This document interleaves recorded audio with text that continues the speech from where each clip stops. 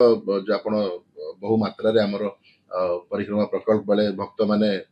मंदिर माने हमर मंदिर उद्देश्य रे अर्पण चावल विभिन्न स्थान रु आसिथिला एवं जेहेतु कंजम्पशन टी जो रेट रे आशा कराउतला हेई पारनतला आपण विगत दिन रे आपण भी सुआर महासुआर निज गुरु भी स्पष्टीकरण आसिथिला जे हमर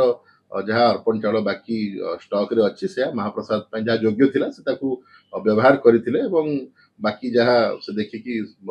वेरीफाई करथिले कि एवं सेटा व्यवहार उपयोगी नुहे तो सही दिगरे एक गोटे हमर आलोचना है कि मंदिर रे एक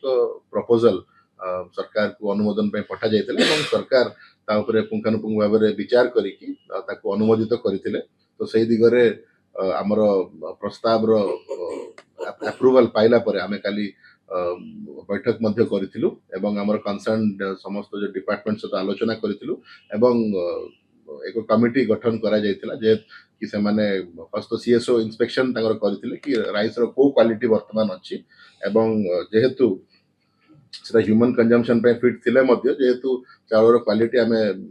आगामी दिन रे आउरी मानटी समय सहित कमी कमी जीवो सेटा आमे चाहुना कि कोनोसी अनुष्ठान को दिया जाओ एवं सीएसओ को कुआ जाइछि जो हमर कैटेगराइजेशन आसीछि हमर रिपोर्ट रे ताकू शॉर्ट टेंडर हमर जा प्रपोजल थिला से टेंडर माध्यम रे ताकू पब्लिक ऑक्शन पई पुट अप करिवे एवं तापर सब कमिटी हमर अतिरिक्त जिलापाल को अधिकता रे ताकू स्थापन करा जाइतिला सेमान भी आज बैठक करी कि से माने धार्य करिसंती एवं सिविल सप्लाई हम अफसर को ऑथराइज करा जाइछि कि से टेंडर प्रक्रिया टाकू इमीडिएटली करिवे एवं हम आशा करछु कि लिमिटेड 3-4 दिन रो समय दे कि स्पॉट रे से आसीबो तार गोटे बेस प्राइस रखा जाइछि एज पर रिकमेंडेशन एवं तत्सहित आमे आशा करछु जे आफ्टर टेंडर 15 डेज समय रे से ऑक्शन रो जहा भी प्राइस आसीबो समस्त हमर जेहेतु सेरा मंदिर रो उद्देश्य रे दिया जाइतिला समस्त राशि को मंदिर प्रशासन पाखरे डिपोजिट करा तो कोन से राइस के मतलब पब्लिक के लेबे ऑप्शन ना हम जेंति कहली तार गोटे ऑक्शन प्रोसेस हो जतरे कि जे भी इंटरेस्टेड थिबे मिलर्स हो कि जे भी अछंते से माने आसी कि स्पॉट वेरिफिकेशन करिवे सेटा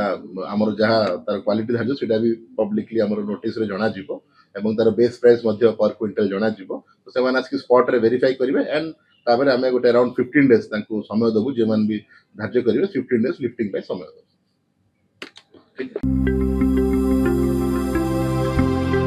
लेटेस्ट न्यूज अपडेट पाई www.nowodisha.com को लॉगिन करंतु।